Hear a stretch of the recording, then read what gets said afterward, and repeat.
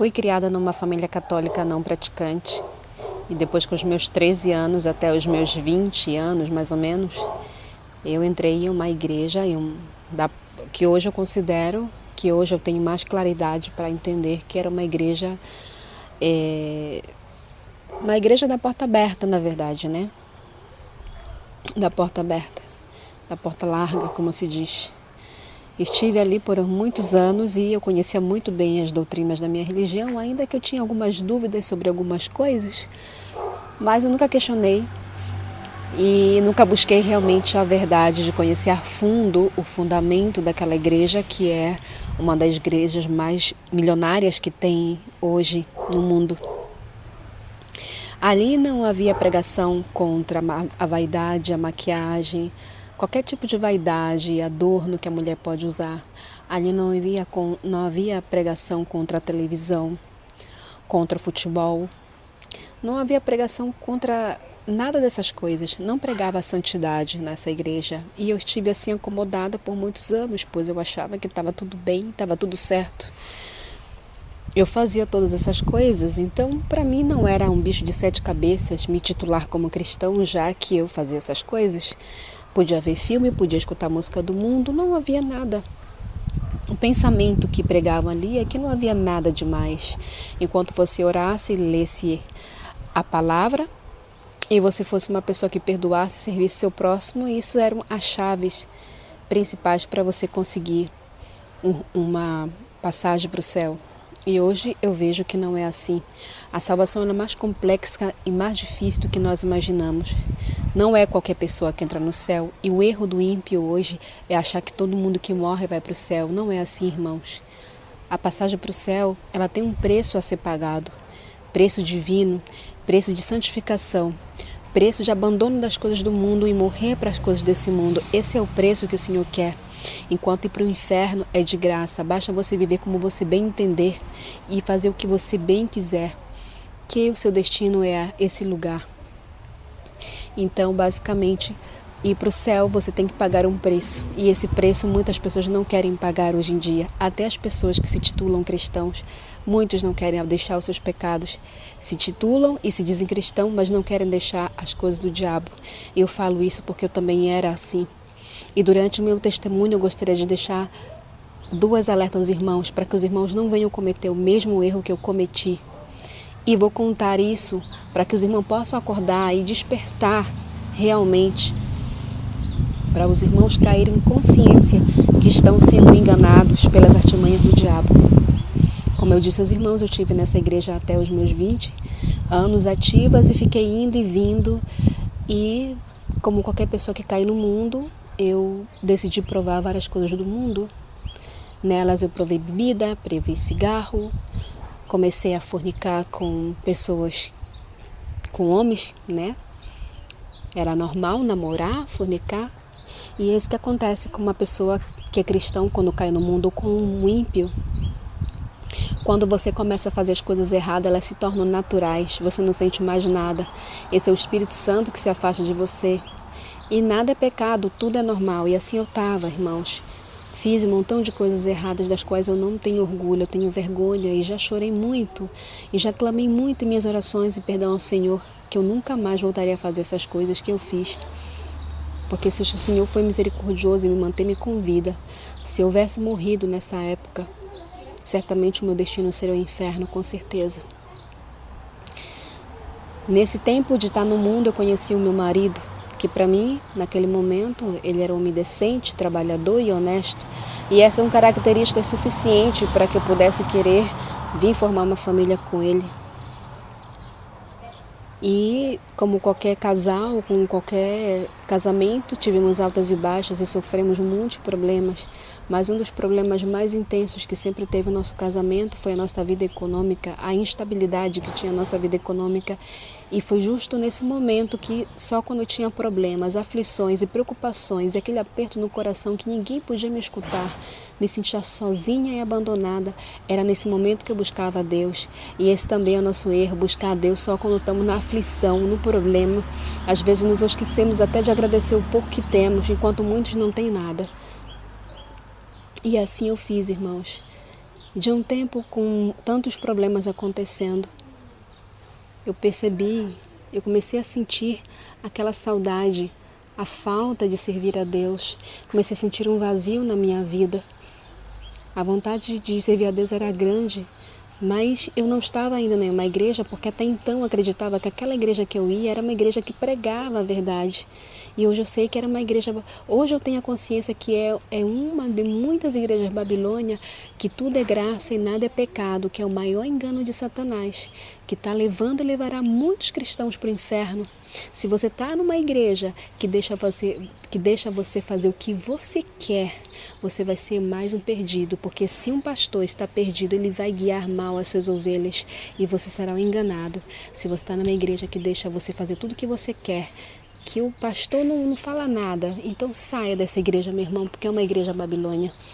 O Espírito Santo não habita em igrejas assim, de igrejas que pregam meias verdades e não pregam a verdade.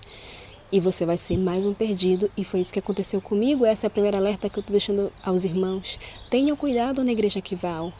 Tenham cuidado na igreja que você está indo. Peça orientação do Senhor, peça discernimento para o Senhor, mostrar para você uma igreja que pregue realmente a verdadeira doutrina, porque para muitas pessoas, pequenas coisas que eles acham que não é pecado sim. Como, por exemplo, quando eu estava nessa igreja, lá não era pecado você ver a novelinha, ver a televisão, não era pecado você ir para o cinema, ver aquele filme do Homem-Aranha, não era pecado você ser uma mulher devassa, né, no teu leito conjugal com teu esposo.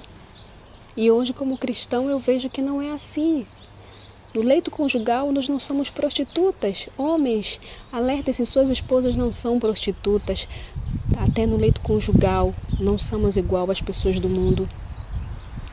E assim eu segui a minha vida, como disse os irmãos. Muitas coisas começaram a me incomodar realmente. Comecei a sentir essa tristeza, esse vazio. E um dia, como muitos dos outros, eu estava vendo testemunhos no YouTube e comecei a ver testemunho de arrebatamento, testemunho de libertamento. Realmente eu não conhecia como funcionava o mundo espiritual, irmãos. Né? E comecei a ver testemunhos, eu via, eu esquecia e voltava à minha vida normal. E assim passou bastante tempo. Até que um dia eu caí no canal Evangelismo Online e comecei a ver todos os testemunhos. E sempre via nos comentários das pessoas, nos testemunhos, e até em outros canais também, as pessoas comentando. O testemunho que me libertou e que me ajudou a ver as coisas com claridade foi do pastor Kenzo Atsushi e do seu filho Robert Atsushi. E eu fiquei pensando, mas quem é esse homem que todos falam dele? Quem é esse homem? Eu fui buscar quem era Kenzo Atsushi e foi que eu escutei as novas experiências dele. Quando eu escutei as novas experiências deles, irmãos, ainda sabendo que eu adorava usar maquiagem, que eu gostava de estar muito bem produzida, como diz nós mulheres, que eu gostava de ver o meu filme, que eu gostava de usar objetos eróticos no meu leito conjugal com meu marido para dar aquela pimentada, como se fala, né? Que eu gostava de ir para a praia e colocar aquela roupa, aquele biquíni. Gostava de fazer todas essas coisas, já short, calça, tudo, cortar, pintar o cabelo. Tanto que eu mesmo me propus e aprendi a cortar, pintar cabelo, ajeitar uma boa unha, que eu já nem ia no salão, porque eu gastava tanto dinheiro fazendo isso, que eu mesmo decidi aprender a fazer, e assim eu fazia. Quando eu escutei os testemunhos dele falando sobre todas as coisas que eu amava e gostava de fazer, irmãos, em nenhum momento, irmãos, eu tive dúvida que aquele testemunho era verdadeiro. Eu disse, quem é esse homem que foi tanto usado por Deus? E como a maioria dos irmãos que escutaram esse testemunho, eu fui buscar por minha própria vontade. Busquei em inglês, busquei em japonês, já que ele é japonês, busquei em espanhol e encontrei em inglês, encontrei em japonês, mas não encontrei nenhum registro de Kenzo Atsushi. Mas Deus jamais levantaria um homem no século 21 para pregar contra a vaidade, que prega a sã doutrina, que prega para você morrer para as coisas do mundo. É contraditório as pessoas dizerem que Satanás levantaria um homem assim. Nunca, irmãos, nunca, porque tudo que ele pregou tem base bíblica. né? Então as pessoas elas entendem a Bíblia como elas entendem, como elas querem. Quando a pessoa ela começa a duvidar de um testemunho, quando ela começa a duvidar de um arrebatamento, meu irmão, minha irmã, Deus não é um Deus medíocre. Deus não é limitante. Ele é Deus e Ele pode tudo. Nós somos somente ovelhas e Ele nos usa como Ele quiser, porque Ele nos fez. E isso é difícil para algumas pessoas entenderem. Ele é Deus. As pessoas dizem, Deus não vai jogar ninguém no inferno. O que você quer? Que todo mundo que peca e leva uma vida para o mundo entre no céu? Não é assim. Não é que todo mundo entra no céu. No céu tem um preço a ser pagado, meus irmãos. Tem um preço a ser pagado. E esse preço é santificação, é oração, é morrer para as coisas desse mundo, é entrar na mesma esfera espiritual que o querido pastor Kenza Tsuchi entrou, de abandonar as coisas desse mundo.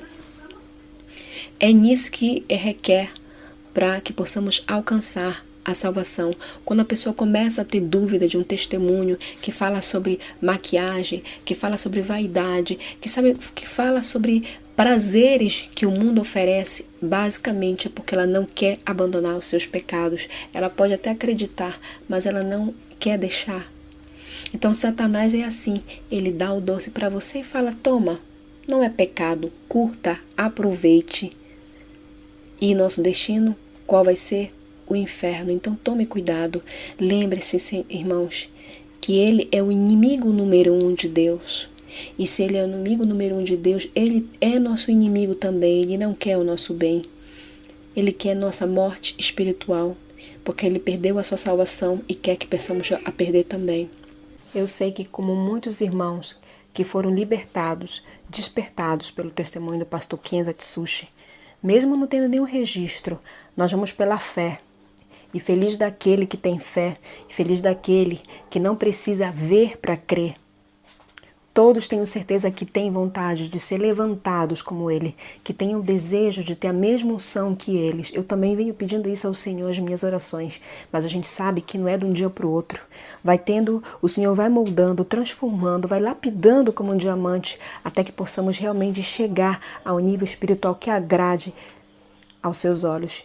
Nós temos que aprender a agradar, a cativar ao coração e os olhos do Senhor.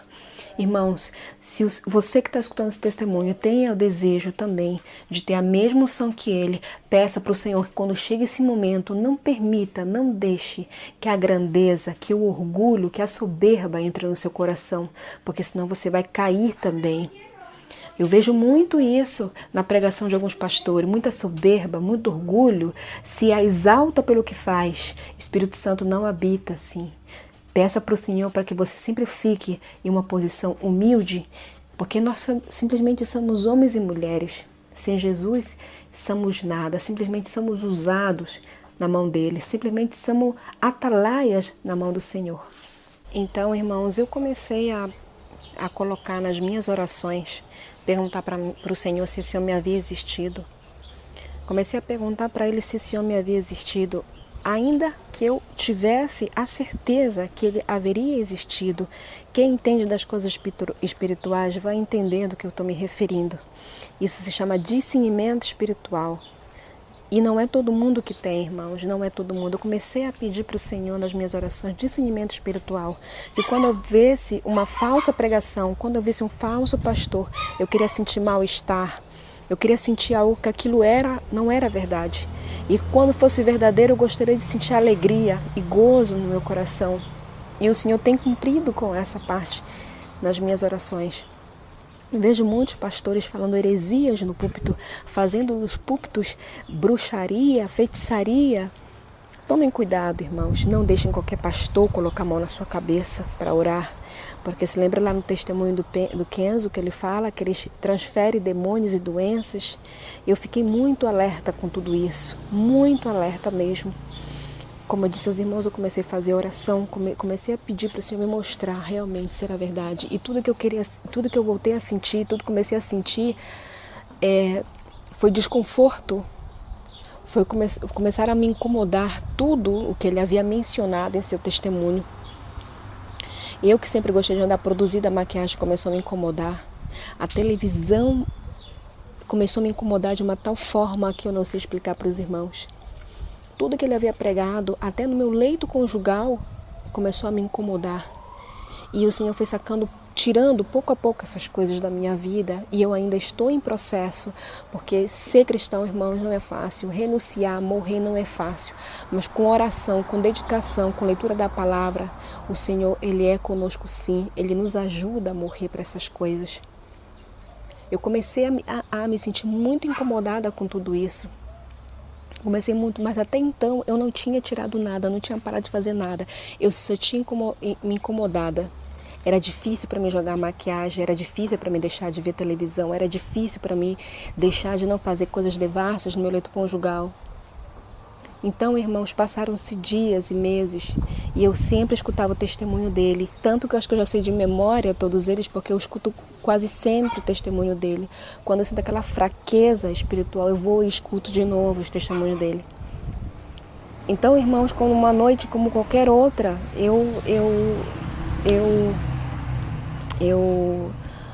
eu fui dormir tarde, eu costumo dormir tarde porque eu fico trabalhando às vezes até 3, 4 horas da manhã, mas nesse dia eu fui deitar, era quase 12 da noite. E aí eu sempre fazia minha oração, eu não lia a palavra, eu só fazia a oração, irmãos. Eu sempre fui preguiçosa para ler a palavra e é algo que eu tive que tirar força de mim para me ler não só a palavra, mas entender o que está escrito na palavra, ter discernimento espiritual para o que está escrito na palavra. Porque o homem não entende o que está escrito na palavra, mas se você tem discernimento espiritual, você vai entender o que está escrito na palavra. Porque a Bíblia não é um livro qualquer, ela é a palavra de Deus. Quando você abre a boca de Deus que está ali, é o que Ele quer que você faça. Ali tem tudo que precisamos para alcançarmos a salvação. E nós precisamos desse fortalecimento da palavra, do jejum e da oração. E até então eu não lia a palavra, não lia, só fazia a oração. E nesse dia eu fui deitar, irmãos, e comecei a me sentir estranha, comecei a sentir o meu corpo estranho, muito estranho. Quando eu ia fechar os meus olhos, eu sentia que meu espírito queria sair do meu corpo. E eu ficava, o que está acontecendo? Eu estou me sentindo meio estranha. Comecei a sentir meu coração, a palpitação do meu coração muito forte. Comecei a sentir as mãos e os pés muito gelados. E aí o meu marido, ele fica vendo televisão, tá? Que é esse outro ponto, outro alerta também. É outro alerta também que eu vou deixar para os irmãos. Eu comecei a me sentir estranha, eu levantei e vim até a sala, que é onde ele fica vendo televisão. E disse, eu estou me sentindo estranha. E ele disse, o que você está sentindo? Eu disse, eu não sei. Eu estou sentindo como se o meu espírito tivesse saído do meu corpo. Ele disse, essas coisas não existem. Eu disse, eu sei que tu é ateu. Eu sei que tu é ateu, mas eu estou sentindo isso. Na hora que eu falei que eu estava me sentindo estranha, eu ia caindo, eu ia desmaiando e ele me segurou. E aí, irmãos, eu senti, irmãos, que era a morte que vinha me buscar, não tinha outra. Eu senti que era a morte que vinha me buscar. Eu comecei a chorar, eu comecei a pedir perdão, começou a passar na minha mente todas as coisas erradas que eu tinha feito e principalmente, irmãos, as coisas que o pastor Kenzo já havia falado em seu testemunho e eu acreditando ainda não havia deixado. Eu fiquei daquele jeito, eu pedi perdão para Deus, eu pedi perdão para Ele, eu pedi, Senhor, por favor, não me leve, não deixa a morte me levar, eu não estou preparada, os meus filhos são pequenos, Senhor, eu quero, por favor, deixa eu fazer um concerto na minha vida, meu Pai. Eu comecei a chorar, a clamar, a suplicar para que Ele não deixasse a morte me levar. Então meu marido ficou ali, me deu água com açúcar, disse, não, deve ser tua pressão, mas eu não tenho problema de pressão, eu não tenho problema de colesterol, não tenho problema de nada dessas coisas eu tenho problema. Eu fiquei me sentindo mal, irmãos, isso demorou muito, eu só fui conseguir dormir, pelo menos cochilar, já era de dia, já era quase 6 horas da manhã, ele ficou toda a noite comigo. Nisso, irmãos, a morte ela vinha praticamente me buscar todos os dias. Eu fiquei quase 20 dias nisso, sabe? Quando eu chegava à noite, já ficava com medo já ficava com medo porque acontecia isso. Eu disse, será que eu tô ficando louca?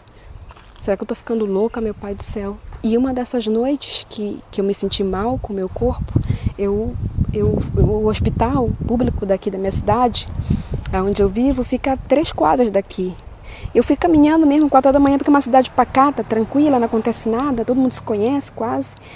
E aí meu marido disse, vai? Eu disse, não, eu não vou chamar, porque até chamar a ambulância, até eles virem, eu vou assim mesmo, que seja a vontade de Deus.